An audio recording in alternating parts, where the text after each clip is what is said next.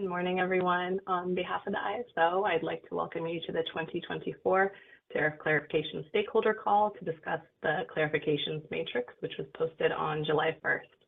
My name is Yelena Kopolov-Alford, representing ISO Stakeholder Affairs, and I'll be facilitating the web conference today. I'm joined by Heather Curley, Senior Counsel, Legal, Maeve Anderson, Legal Intern, Legal, Jacqueline Meredith, Senior Tariff Specialist in the Legal Department, and Jennifer Curtis, Lead Business Analyst in the Project Management Office. So before we get started, just a quick reminder that the materials that we're reviewing here are available on the 2024 Tariff Clarifications Recurring Process webpage. You can get to that page if you go to kaiso.com and navigate to the Stakeholder Center tab at the top and select recurring processes. That'll take you to the landing page for all those recurring processes. And then you can either search or scroll down until you see the 2024 tariff clarifications page, and the documents will be at the top of that page. And a couple housekeeping reminders before we get started. So this call is being recorded for informational and convenience purposes. Any related transcriptions should not be reprinted without the ISO's permission. Please keep your comments professional and respectful, and try to be brief and refrain from repeating what's already been said so we can manage our time efficiently. For how to raise your hand, first check that you have both the participant and the chat panels open. On the bottom right, there's buttons for that to get those expanded on the right-hand side of your screen. And once those are there, you'll be able to see the chat and see other attendees. If you'd like to raise your hand, you can click on the raise hand icon at the bottom of the participant panel once you have that open. If you dialed into the meeting outside of WebEx on our web-only line, you can press *3 to get into the question queue. And please remember to state your name and affiliation before making your comments. If you need technical assistance during the meeting, please send a chat to the event producer. Today's event producer is Adrian. And you can send your questions in the chat to either me, Yelena Kopolov-Alford, or all panelists. And here I'm going to hand it over to Heather Curley. Hi, everyone. I'm Heather Curley. I'm Senior Counsel at the KAISO. I think, thank you all for joining us. I know a number of you, but I think there are a number of new names on the phone. Let's see, it is, we're just in a heat wave, and so I apologize. Things here have been a little hectic over the past day. So first off, I think, we're going to dive into some pretty admin changes in front of us, and we'll try to be very focused on those type of details. Thank you, Yelena, for pulling us up. And so I also want to introduce Maeve Anderson, who's our legal intern. She is just finished her first year at UCLA. She's interning with us for the summer. Hopefully you will see Maeve out and about in the energy industry for years to come. She has been a great intern here for us at KAISO as she's learning, and I'm going to be giving her a few of these line items to manage with me today. I'll be co-facilitating, of course. So ask that you, when you're speaking, definitely make sure to introduce yourself clearly and slowly to give Maeve and I a chance to catch your name and your organization, and then get to your questions. So thank you to the two parties who submitted comments. As always, 6 Cities, your comments are very appreciated. We'll get to yours in the details. CalCCA, your comments are also very appreciated, but yours we're going to take on the front end.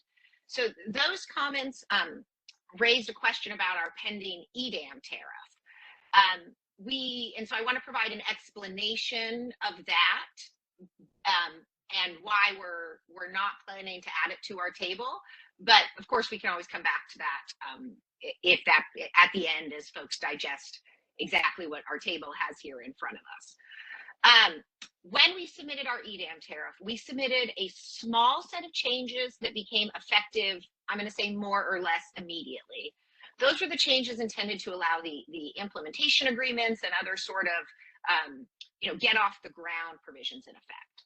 And then we submitted many more hundreds of tariff changes that were effective when EDAM goes live, which is projected to be in 2026.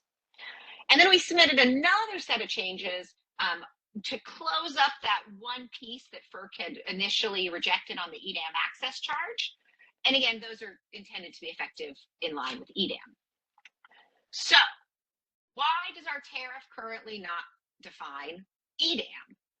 Well, The Appendix A definition it will be for extended day ahead market is the definition, and then there's a parenthetical, EDAM, close parentheses, consistent with how we do a few other definitions in Appendix A. That is in our tariff revisions that have been approved by FERC. They are just not currently effective. So you won't find them on our conformed tariff page, or if you pulled up Appendix A today. But we are working to provide and post in all the right places a full set of those EDAM revisions so that you could click over and see what has been approved, but you're not finding in the tariff right away. So I do want to confirm, though, we have EDAM defined as, again, its full name, the extended day ahead market. It is in the tariff changes in e-tariff records that are not effective yet. There could be some cases where we need that definition as we're drafting tariff language in the next, months and year while EDAM gets live. And so I think we're open to considering how to make sure that, the information is live in our tariff at the right time. But I think for this bucket, we probably are going to try not to mix in our EDAM cleanups and clarifications, and that we're going to save those for kind of a separate EDAM consideration. For example, there might be another definition or two that we would want to make effective early. So I'm going to pause there and see if either the commenting parties who brought up the issue wanted to discuss, or if anyone else wanted to discuss the EDAM changes that are pending for effectiveness, because the time has not yet arrived.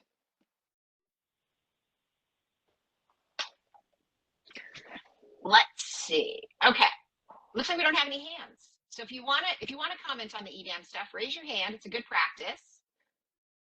But seeing no hands. Oh, hold on. I have to hit the next button. Our event producer, I forgot to ask you to introduce yourself, but it looks like we have no hands. And do we have any questions in the call-in queue? No questions in the chat and no hands currently raised.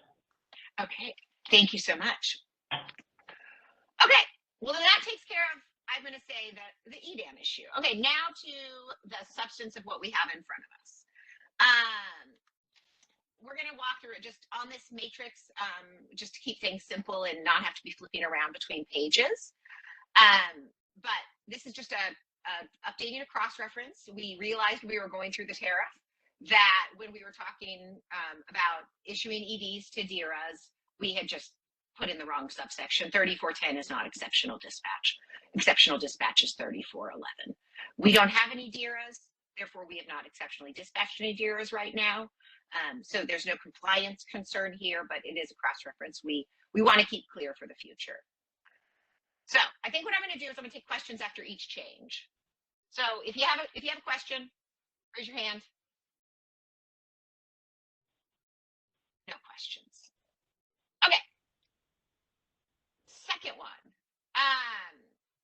We're going to go to section 6551. And we're in that section of the tariff, we're talking about, what happens if there's a failure of our established communication methods. We started looking at our tariff and realized that facsimile is in there still. It's in a number of places. We're going to slowly start removing that. The days of the fax have gone. So we wanted to clarify what we will accept. Obviously phone. And then so we're not in, a similar thing of using outdated communication references for the next 20 years. We went with communicate by phone or other communication method that is not electronic. So if that is not clear, or if people would like more clarification around the communication options, definitely let us know. Again, the communication options are going to come up here and in a couple of other sections. Again, we'll probably do a bucket filing again next year. So if there are additional kind of communication methods that you flagged on your own, don't hesitate to communicate that to us. But any questions?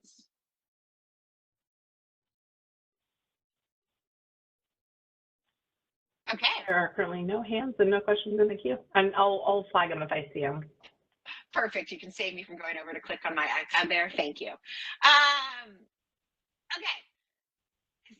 The other thing we're tackling in this bucket is e-tariff cleanups. So things we've labeled here as an e-tariff cleanup means the version that you are looking at when you click on our website for the conform tariff or you pull up a section, that has a look and feel. It is in a PDF form. And then, of course, FERC has their e-tariff electronic database and XML schema. In some places, we do need to do some cleanups on that XML schema. These are non-substantive.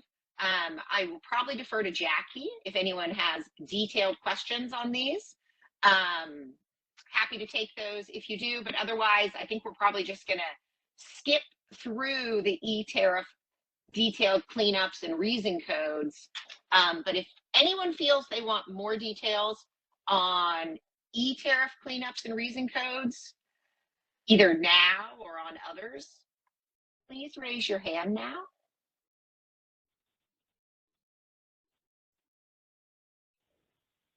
Okay. There are no hands raised. Okay, great. Next section, section 27.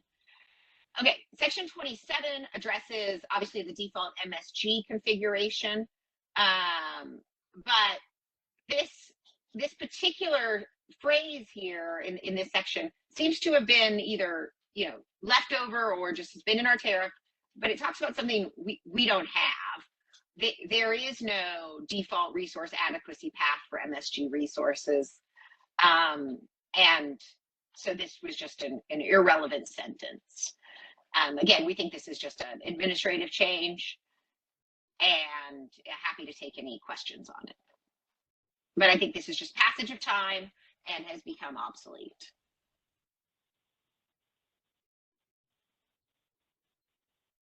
Okay. Section 29. Okay, in section 29, in a couple places, we're going to move some tariff language or some language from pro forma agreements into the tariff. When we were first creating EIM, we really had to make the decision about what goes in a tariff and what goes in an agreement. It has been over a decade, and some of that language is clear that it fits better in the tariff. It is generally applicable, and having the language in the pro forma and having it absent from the tariff may lead some folks to think that these are not requirements. And so we just want to be real clear and make sure that the language is in the tariff for all to see. It's been in the pro forma, it's the same language. So the language here we want to move into the tariff. Directs the resources to comply with CAISO's resource registration, measurement, and verification. We don't understand that this is any sort of contentious issue. No one has raised this in executing a pro forma, but again, we think this better belongs in the tariff section referenced. Any discussion warranted? Okay, Yelena, let's get us to the next page of the table. Okay, we're going to continue on in section 29 for a little bit here. Here we're just, let's see, the term sub-entities. I'm going to probably take this whole page at once.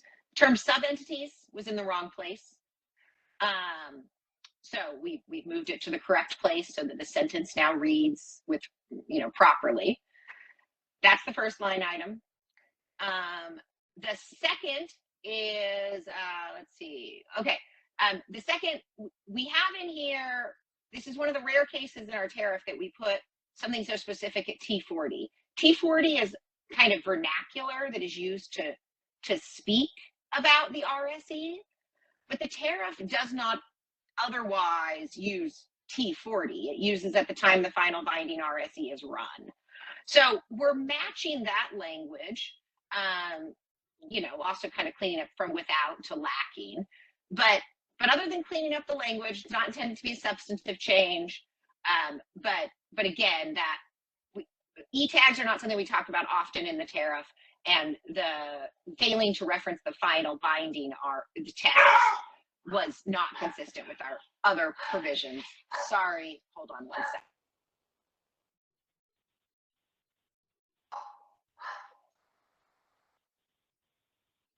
Okay, I think the dogs are over the postman visit. Okay, any questions so far on the two EIM items we've walked through? There's no questions. Thank you. Okay, great. Let's see. Okay, next one, 34N1A. We found that our tariff is still discussing the concept of an EIM area. The EIM area isn't the modern concept after the FRP product deployment. And so instead of now using the nice short phrase EIM area, that is obsolete, we now have a much longer sentence to describe the same concept, but it's the group of balancing authorities that are passing both tests in the upward and downward direction. So that's the change there. And then on the last line here, let's see. Oh, there was confusion and mismatch between our in the description and our BPM about our sufficient supply. There's a number of ways you can see sufficient supply, and we have always treated it as a sufficient supply balance as provided in the BPM. It was only recently when someone, I guess, looked at it a new way and asked, is there another way to look at supply? We realized that this additional word that was not here before is necessary to avoid confusion.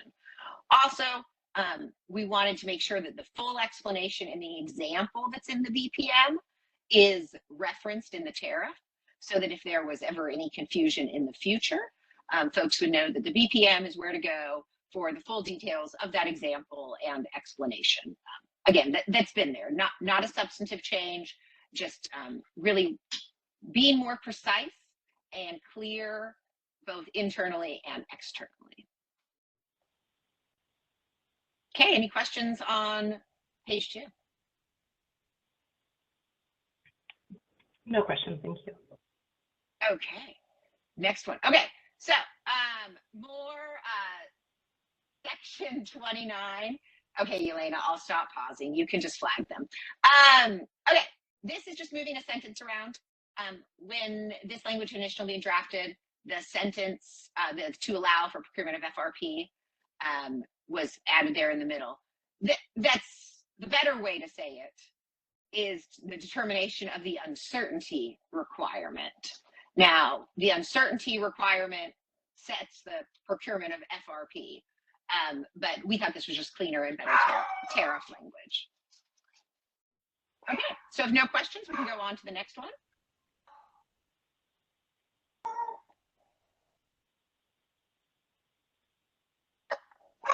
Okay, same change. It was just in 2 sections, so exact same explanation.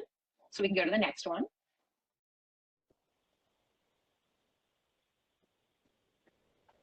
Okay, section 29.34, addressing registering for your assistance energy transfers. We're slowly starting to move away from the master file, and again, as we upgrade our systems behind the scenes with EDAM and other sorts of technology improvements, we don't really want to be bound to tariff on master file if we're able to implement a better and more streamlined system that does the same thing master file is doing on these designations. I think folks know master file is where we just hold the static information that can then be pulled by various systems and applications. So we're not intending here to make any substantive changes, but we're just removing the details about the master file. We don't need that specificity in the tariff about where we're storing your election. So we've generalized it there. And then we had been using the capitalized term market notice, and really the market notification service is more appropriate here. And then that last language never really made sense in the first place, and I actually think 6 cities might have raised that in the initial tariff drafting, and we should have taken their wise guidance. But on rereading it, we realized that did not make much sense, and so it tended to be a non-substantive change, but cleaning up the section in general.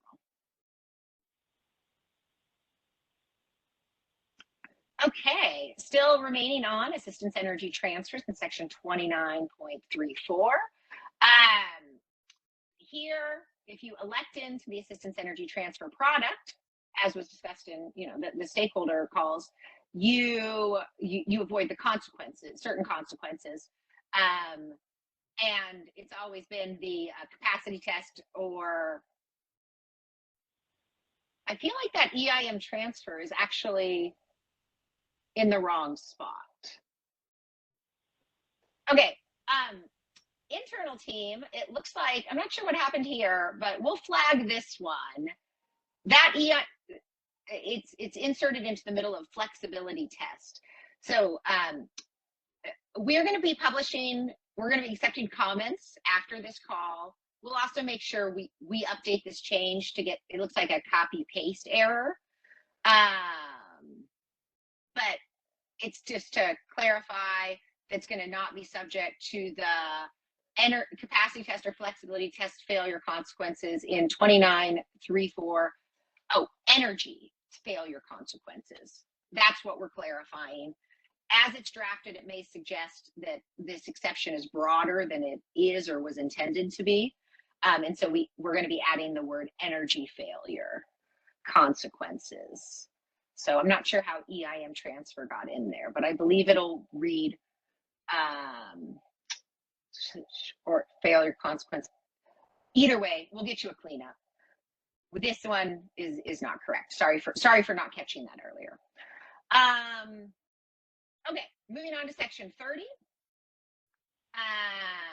We are trying to move away from such specificity. Things move in the BPM, and if we move something in the BPM and we don't amend our tariff, that's a compliance issue. So we're trying just to keep things consistent. So we're removing some of the specificity of the BPM, but hopefully folks are still going to be able to know where to find this information, which you will still find in Appendix N to the Market Instruments BPM. Next page. Okay. Moving on to section 34. Let's see. Oh, so a couple things. Number one, some of these details are already in the BPM.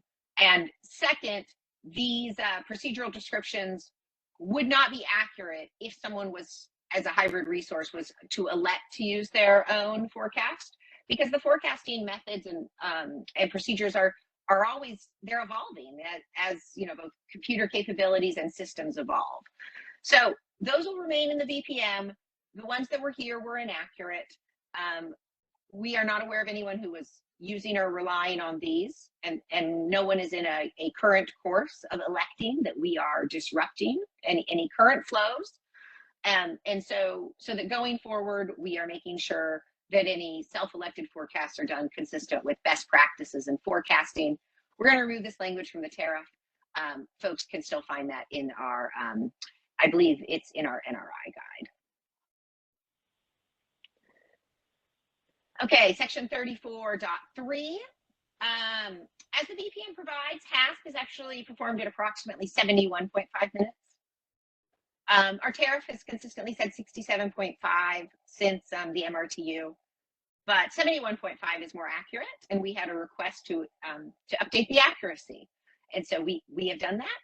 Nothing is changing on our back-end systems. I don't want anyone to think that we are performing HASP at a different time than we have been performing it, but our tariff now provides a match to the BPM. Okay. Section 34.18.1, 6 cities. I think this is one of the ones that you all had a comment on. You were wanting a bit more explanation here. So this standard that allows scheduling coordinators to self-provide the whole of the additional operating reserves required. So that's our lead in here. That was something that the scheduling coordinator's ability to self-provide the additional operating reserves, that ability was removed when BAL 002 WEC 3 was put into place. And that responsibility now lies with the CAISO, such that scheduling coordinators will not be doing this anymore under the standard. We had done some changes previously for BAL 002, but this one had gotten missed, and it's really just sitting in our tariff, and it's become obsolete, and that was our proposed revision and removal. But Meg, happy to discuss that with you or anyone on your team, or anyone else who might want to discuss.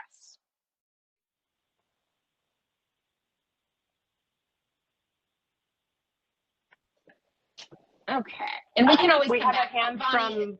There we go. Yeah, Bonnie. we have a hand from Bonnie. Whenever you're ready, Bonnie. Okay, Bonnie, you've been unmuted. Go ahead. Yep. Yes. Yep. I can hear you. Okay. This is Bonnie Blair. I work with the cities group. So if I understand that, I think the explanation helps. So the change reflects a change in the WEC procedures or the WEC rules. Yes. BAL 002-WEC3. Okay, say that one more time. I know, right? BAL. BAL 002 WEC -WEC-3. Okay. Okay. All right. That's very helpful. I don't think I have a problem. I just No, wanted to your make question sure. made sense. Your question made Okay. sense, and happy to Okay. provide the additional explanation. And Bonnie, if you go pull BAL 002 NERC3 and somehow it doesn't align, definitely let me know. But my reading of it is right. This is obsolete language now. Okay. Okay. Thank you. That's helpful. Okay, great. And thanks again for good comments on that. Okay, section 36. Again, just clear, really just being clear on it's the way it's been. It has said net settlement, but it's always been gross. That elects gross is scheduled and settled the default lap. So again, we're just cleaning up some old typos that have been in here. Network conditions. Oh, right. Again, it's not always a 30-day release. It's the initial release. Same thing in 36. 6 cities. This is another one you all commented on, so I want to provide a bit more explanation on this. Our goal here, so I guess we learned over the years that the data submission process when the LSEs are burdened with submitting data to the CAISO, that burden has been requested to be lessened over the years. And so this change is intended to respond to that. The CAISO is intending to use the same data, but we already have meter data, or a significant amount of meter data. So where we have the meter data, we will use it. If we don't have the meter data, or we can't calculate the curves, then we're going to go to the LSEs and expect that they have, submitted the necessary data, or track it down as necessary.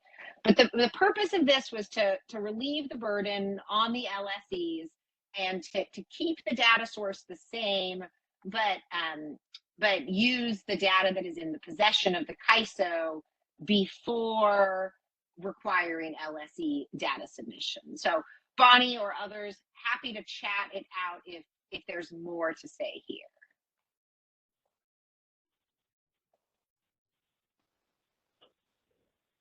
And can we unmute Bonnie? Bonnie, go ahead. Hi, Bonnie Blair again. Okay, I think I follow. The explanation, is very helpful, better than precision refinement. But I guess what was running through my head, or the concern that the revisions made, was, is the CAISO modifying the actual data relied upon, and that's why it gave the appearance that it was a substantive change in the tariff as opposed to just a clarification, if you will. Right, I followed you, Bonnie, and I can see how this could suggest that in our mind, and as far as we know, the data should be the same. It's the meter data. Our meter data should match any meter data submitted by an LSE. So our goal here is that we are not changing anything. But if there's something we don't know, or if we would argue that if the meter data, I guess, was different and had been different, we might want to investigate that. But based on everything we know, we think our metadata should match, and so it's the same information. But Bonnie, if after you think about it and you don't feel that way, let me know, or if we need to add a few words. Our goal was to not do a substantive change, but shift the submission burden. Okay, that's helpful. I'll kind of go back and relook at that with that additional information in mind. But the additional information is really helpful. Thank you. No, thank you. We have to give folks a reason to come to our calls. If we put it all in our chart, you wouldn't come to our calls. I'm just joking a little. But so okay, excellent. And again, we'll be taking comments after this call. So if anyone has additional comments, there will be a chance to submit those. And hopefully we're closing things out as we go along. Again, section 36, more just kind of, again, we're looking at this old language with fresh eyes. It's been, over a decade since some of these tariff sections have been drafted. So some of it's just stylistic. So again, we like to lead off our sections with what we're doing. The tariff is large and confusing. And so we want people to clearly see that 36.8222 is where you go when you're looking for the monthly CRR load metric. And so that we've kind of just shifted some language around there at the beginning. Again, a burden submission on the LSE if the CAISO does not already possess the data. Otherwise, the CAISO will use its own data except, if an LSE, needs to find fewer unless it does not possess. So similar to what we just discussed, our goal is to use our data before requiring that LSEs bear the burden of submitting additional data to us. Okay, let's go on to our next change.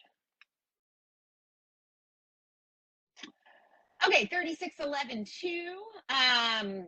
Let's see, what are we doing here? And Bonnie, I believe this is the one you had a question on as well. This is the one you had a question on. Okay, so a couple things. Again, we are not aware of a lot of merchant transmission CRRs out there, and there are not any ongoing proceedings for merchant transmission CRRs. So I just want to be clear that our changes here are not intended to alter or disrupt any existing or future merchant CRRs, but we did want to clarify some of our processes and procedures, which is our goal is to complete the allocation as soon as feasible after the in-service date. We may not be able to do it on the same day, and we were worried that this language might have obligated the CAISO to complete it on the same day. And so as soon as feasible, we felt like was the right language. And now, let's say the soonest feasible was the day after the in-service date. Well, in that case, we felt like we needed a little bit more clarity so that folks weren't confused about what the effective date would be for those allocated CRRs. So they are, and so as we clarified here, they're going to be, it's prospective and not retroactive back to the in-service date. Again, we think this gap should be small. We don't have a lot of merchant CRRs out there. Therefore, we don't have established practice for kind of evaluating how small or how much time. But in the future, in the possibility that we have more merchant CRRs, we did not want to cause confusion about the effectiveness. But with that, I'm going to pause, and Bonnie, happy to talk it out if there's anything I said that caused concern or if there's additional changes warranted. Okay, Bonnie, go ahead. Hi, it's Bonnie Blair again. So this is one where it's very clearly a change in the tariff. It's not a clarification of existing language. It's, it's going from yes, retroactive to not retroactive. And I, I don't know that well, if I were a merchant CRR holder, I might be concerned about that. And I accept your explanation that there aren't very many. I guess the process part of it is a little bit concerning to me, because normally the tariff clarifications amendments are really geared toward kind of making clarifications. In other words, taking tariff language that's incorrect, or a reference is outdated, or something isn't clear, but not changing the policy. And this looks like a real change in policy. And I have a little bit of heartburn with doing that through a tariff clarification filing, as opposed to, I don't know, maybe the next time you open up CRR policy. I hear you, Bonnie. I'm gonna. Is there a reason it can't be retroactive? I mean, or is there a reason that you decided? I mean, the tariff clearly provided for it to be retroactive, and now you're saying not retroactive. And recognizing that you think that the gap is likely to be minimal, hopefully. Right. I need to go back and check when we first put this language in. I think the original intent was to be a pressure on the CAISO to essentially not take forever, right? If there was a gap, the merchantcy, a day, a week, a month, a year, the prior language had the merchant CRR protected no matter how long the CAISO took. I think in the modern day world, and again, what I just described, I think, was the natural way things were done kind of in MRTU and as we were putting this together. But I think in the modern world, the CAISO is expected to move faster, and we're expected to document our processes better in our BPM. And so, Bonnie, I think I'm going to go back and dig up to see what I can find from when we originally did this, just to see if there was something more there. And again, submit comments after, but think on whether this is something that we can close up through the BPM by maybe putting some more bounds around as soon as feasible.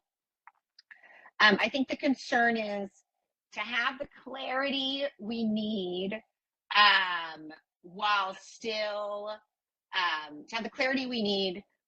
while recognizing that a stakeholder process on CRRs may not be around the corner. But let us hold it, and I will give you a call and we can have a second discussion on it as well. Okay, that's reasonable. And I guess I did not go back and look at what the BPM says, and maybe my process concern can be addressed, by sort of revising the BPM and going through that, sort of transparent stakeholder process that you do when you make revisions to the BPM. It was a little troubling to me to, sort of include this in a filing of what are truly ministerial changes to the tariff, or kind of almost to the point of typos, or where there's just a real need for clarifying language that doesn't change the policy to something that does substantively change the policy, but and maybe not in a way that's even necessarily objectionable, but there's a transparency concern that occurred to me. Right. Point noted, I'm going to say. And so I think let us continue talking, because, right, what is this bucket filing process? What are its limits? What fits in it? I think it's something we're still we always continuing to sort out. So yeah, but I'll pull up the original policy, check it, and give you a call in any case. Okay, moving on. The next one should be really easy because they're exactly what Bonnie described belongs in a bucket filing. Appendix A, update to L1. That's the, sorry, I've had a thing weird there. Update to L1, which is the currently effective appendix. Appendix L is no longer in effect. Available balancing capacity was in the definitions. It was somehow upward availability balancing capacity, and we just hadn't caught it till now. And then some language we flagged earlier that was inserted into the tariff about the measurement and verification. We told you we were moving it from the contract, and here's the removal. You already saw the insertion. Okay, so moving on to Appendix F. These are, again, e-tariff cleanups. If you were to, it was just a confusion between what's in the e-tariff and what's in the PDFs that we filed at FERC. These red lines that were shown here, Jackie, I'm actually going to ask you, I do not want to misstate. Can you please fully explain the e-tariff cleanup in relation to the red lines that are on the screen? Yes, absolutely. So what's being shown here with these two minor paragraphs is that when we first submitted the SPTO filing late last year, we had shown a certain set of language that we were adding, and then we had the deficiency response from FERC where they said, go back, try again, in which we did. And so then we had a resubmission where we were changing things, and somewhere in there during those multiple versions, these were some edits that were intended to be removed during the deficiency response that FERC approved, but it just didn't appear in red line. It appeared as just clean language with all of this text already removed. So it was technically already FERC approved language. It just wasn't shown as these are the proper removals. So in this bucket filing, we are just properly showing the red lines being removed. Thank you, Jackie. I'm always so, I did not want to get that wrong because I wanted to be real clear. We are not changing our tariff despite these, what looks like changes here. These are what is in our tariff, but in the e-tariff kind of back end, the red lines weren't visible. So we're making visible red lines for language that is already there. I'm going to pause and see if there's any questions. Okay. That was one of the more confusing ones to tackle. Thank you, Jackie. I'm so glad we had you, and I very much appreciate that. Okay.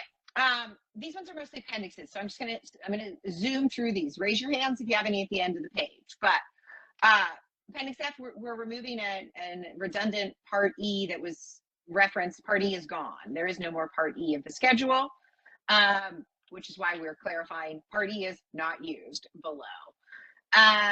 Again, we have a duplicative sentence in Appendix F. Appendix K, which we have here as C Form 1 in the attachment 1. I'm not going to pull it up on the screen now. Please take a look at it. Really, it's cleaning up. There was some, when it was first drafted in MRTU, it was thought that all the responsibility would fall on the ASRP, the ancillary service provider, and then coordinate with the scheduling coordinator. In practice, the scheduling coordinators do a lot of the form submission, giving of data, et cetera, following our procedures. So the changes that you'll see there are really intended just to correct and standardize some of the references to terminology on who provides, and take away those lingering mismatches where we had certain things with a copy to the scheduling coordinator when in reality the scheduling coordinator is providing a copy to its resource. So we just tried to clean up those procedural descriptions. Let us know if there's any concerns, but again, I'm not going to pull those up now. Appendix L, Bonnie, I think this was one your team had a question on as well. Here we're just trying to, we're actually not making a substantive change. We're trying to better describe our day ahead, or sorry, real-time market processes. And so this is matching our existing implementation and what is in the BPM. But I think when we're so specific about, for example, the reservations that are unused after what was it? After the FMM has been run for a given 15-minute interval was confusing, and they were trying to figure out which FMM interval. I think there's a number of ways you could have looked at what that sentence meant. So again, try to keep the same practice, but make the tariff language remove this confusion so that it's clear that it's those that are unused after the HASP. And then what are they released for? Well, again, the 3 RTD intervals within that 15-minute interval, but people had, what does that mean? Which RTD intervals within which 15-minute interval? So the BPM already fully explains it, but we thought the tariff language was clearer to explain it, that it's the remaining real-time market processes, which are those 3 RTD intervals conducted for that given trading hour. So again, our goal here was to make our tariff language better, cleaner, understandable, not changing our practice, and the BPM definitions and explanations on all of this should remain the same. But I'm going to pause there because Bonnie, I know you guys submitted some comments on this. Okay, no, Bonnie, go ahead. Hi, Bonnie Blair again. Okay, so I think maybe somehow the change confused me more than the original language did. So you're not changing the time when the unused reservations are released. In other words, it's still after the first 15-minute interval of the applicable hour. Okay, I was going to confirm is that right? until I realized I'm not 100% sure that the current practice is the 15-minute after the applicable hour, but otherwise I think I'm confirming, Bonnie. But yes, after HASP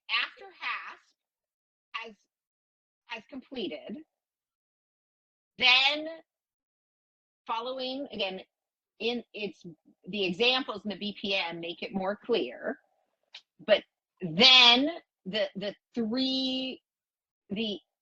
remaining real RTD intervals within those FMM intervals, it is released in the same order. But we thought this new language was more understandable to the average human about the remaining real-time market processes conducted for the trading hour. But that's intended to only be those RTD intervals after the HASP as provided in our current BPM. But again, we'll take comments after. You might want to look at it again and look at the BPM. But we felt our language here was so specific, but without an appropriate reference, that it left it being confusing about when we're supposed to release the transmission or the capacity reservations. And the language here is intended to firm up our existing processes and not alter those processes. Okay. So yeah, I will look at the BPM. Right. Look at it, and we're happy to take more comments on it. Okay. Next, the next 2 changes here are very ministerial, so we'll skip those and then go on to the next page. Okay. That's mostly e-tariff cleanups on this page, except for the last one, and the cross references were wrong. So that's nice and easy. Let's flip to the next page. We have a hand from Alan Meck. Oh, sorry, Alan, go ahead. Did you have a question on this page?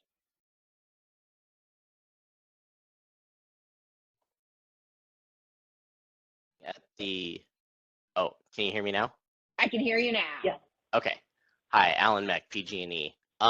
Actually, starting at the end of the last page, I think it's section S, Appendix S. This and I think the next like 4 or 5 tariff revisions, I could not understand or follow what it is that you were talking about. On when we say something like in the italics, are you looking at the italics language? Yes, correct. Okay, so this is in the e-tariff side. So again, whatever changes we're doing here, whatever you're looking at on like the KISO PDF screen, you're not going to see anything different. But then Jackie, I'm going to turn it over to you. Can you better explain what we're doing here with Appendix S? Yes, happily. So for this first one, Appendix S, Section 4.5, when the tariff records were originally imported into FERC's e-tariff in 2010, the Section 4.5 language was embedded at the end of the Section 4.4 tariff record. So both tariff records still are in existence in the tariff language, nothing's changing, but we're removing the 4.5 text from that tariff record since it's duplicative and it doesn't need to be there. Can we go to the next slide? For 13.1, for this one, we did a massive recollation filing last summer where we had to, it was purely just a technical filing from the Cistrans perspective. That's the tool that we use to submit all e-tariff records, and we were hitting some sort of collation value cap. And so we had to reassign the collation values for the entire back quarter of the KISO tariff, which is basically the bulk of the appendices after all of the agreements.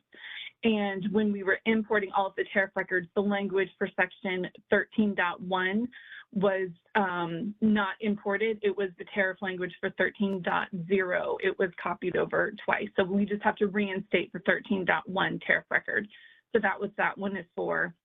And then for the next 4, all of these in Appendix U and the Appendix Y, if you look at the tariff records for these tables in, again, the FERC's version, the formatting somehow got wonky during some import. And when you look at it on the KISO tariff website, it looks fine and it's in a table and you can see the lines and you can see the categories, but on the FERC e-tariff side, everything is all jumbled. So these are purely just formatting changes. Okay, that's helpful. So I guess the confusion that I had is I was going to your tariff to try and verify these changes, and I was like, I don't see any of these problems anywhere. Correct. How do I, just to verify and double check, I'm sure you Alan, you are don't want to doing go it down right and this everything. route, but I'll tell you, there's an e-tariff. There's e-tariff software. It's run by different vendors. Our vendor is called Cistrans, but there's different vendors. Okay, so you got to go find out who your company is using for their e-tariff vendor. But so anyway, there's e-tariff software, and then FERC has an e-tariff viewer, which is incredibly hard to use. And I doubt anyone uses it to look at tariffs except for FERC. So talk to probably call one of one of the paralegals in the legal department will be an expert on e-tariff. And you can go check, but it's in like XML schema language. I don't know if you remember the old days where it used to say like original sheet number 4 of like FERC electric tariff number 5, but that's all coded in now. So good luck to you if you head down the e-tariff path. That's the best direction I can give you. Okay, fair enough. Thank you for clarifying. Okay. No problem. Thank you, Jackie, for walking us through it. I could never explain it as clearly as she does. So, okay, well, we only have 2 minutes left, and I'm actually, Maeve, are you still on? Your picture went away on my version. Perfect. I'm here. You are here. I'm going to turn this over to Maeve to close us out so we can skip past this page. Maeve is going to talk about these changes that are in our LGIAs. So Maeve, take it away. Sure, thank you. So we have this coming up a couple of times, but as an example, Appendix EE, Section 15.1 and 15.3, we're basically updated to just make sure that the contact information is modern. As Heather mentioned, it's similar to the update we made in Section 6.5.5.1. Essentially, we're adding email and taking out fax as a contact method. And we changed this a couple times to make sure that there's clarity, but that's the gist of this change. And it comes up again, and we can just breeze through because it's exactly the same in Appendix FS, Article 13.1 and 13.3. Again, in our Appendix LL and Appendix MM in 13.1, 13.3, 15.1, 15.3 respectively. So it's all exactly the same language and exactly the same changes to email from fax. And back to you, Heather. Okay, thank you, Maeve. Otherwise, these are our changes.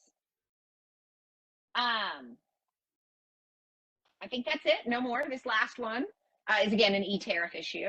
And so we have made it through. Yeah, we're going to do the same change to Appendix L. I guess Maeve, we can walk through these, but I think no need. The same changes that Maeve just previewed. These are, of course, our pending LGIAs at FERC. We wanted to make sure that we didn't just update the ones that are already in our tariff. We wanted to capture the new LGIAs. Again, we're really modernizing this and didn't want that legacy language. So you'll see we caught them in LL and MM as well. Okay, so we'll be sending out a market notice today, a notice today advising that we'll be accepting additional comments. And then Yelena, you want to take it away to close us out? And sorry for maybe running 1 minute over. Did it? We made it in time. Yeah, so this is, I think the notice is going to go out tomorrow to take any additional comments, and you can find the appendix and the matrix on that recurring process page, and you can email us with any questions. And then I just have one slide here for our registration being open for the symposium happening in October. Thank you, everybody, for the discussion. I don't see any other hands or any other questions in the chat. Thanks, everyone. Thank you to the CAISO team. Have a good day, everyone. We appreciate our stakeholders joining. Thank you, everyone. You may now disconnect.